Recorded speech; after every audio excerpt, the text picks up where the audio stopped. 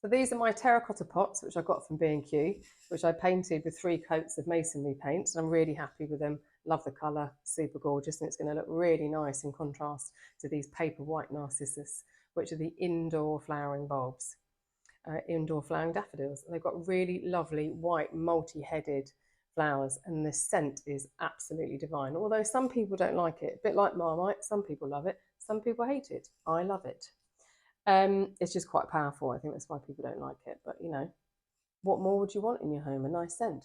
But what I've got in here, in this pot, I basically put the bottom of the pot over the drainage hole, some crocks, to stop the drainage hole getting blocked up with the compost. I filled this up 2/3 of the way with 2/3 John Innes number 2 and 1/3 horticultural grit, and I've mixed it all together because bulbs like these don't like sitting in basically soggy soil. It will just rot them.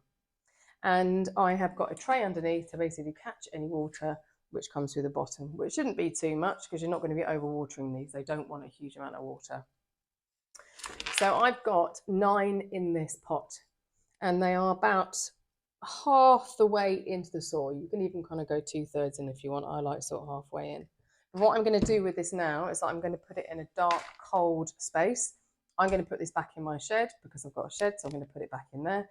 But if you've got a dark, cool cupboard or something like that, you can put it like that. The reason I'm going to do that is because I want these to basically put their energy into their root growth, which will stabilize them in the pot, because they can get quite leggy.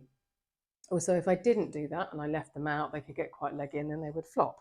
One thing that you can do, which is quite a nice decoration technique, but also something to help them from stop flopping, is that you can use twigs. Now, I got these from my local heath. I got permission from the rangers before I picked them up, because in some places you're not allowed to collect fallen twigs.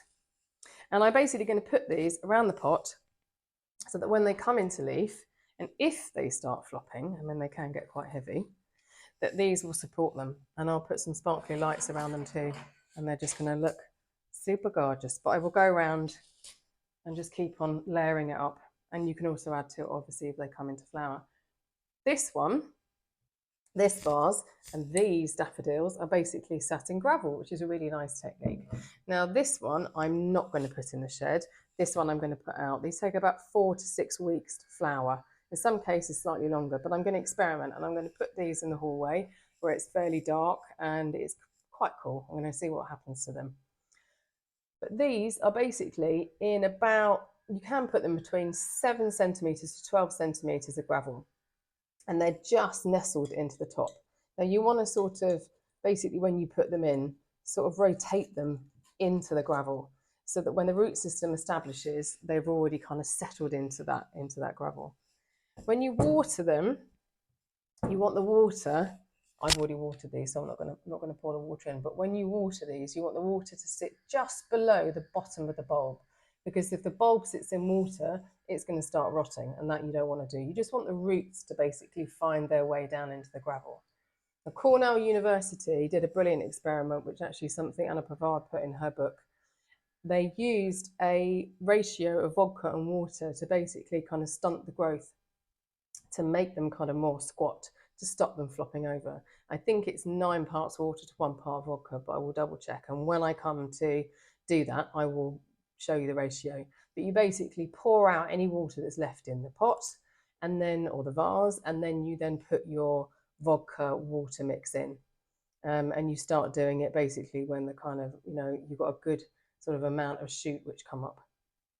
And I also put a single one, because I had a single one left, in a coffee jar, which is quite a nice present for somebody. And also recycling, of course. But this one is, I just need to push it down a little bit more. But I'm just going to do that, sort of secure it in the gravel.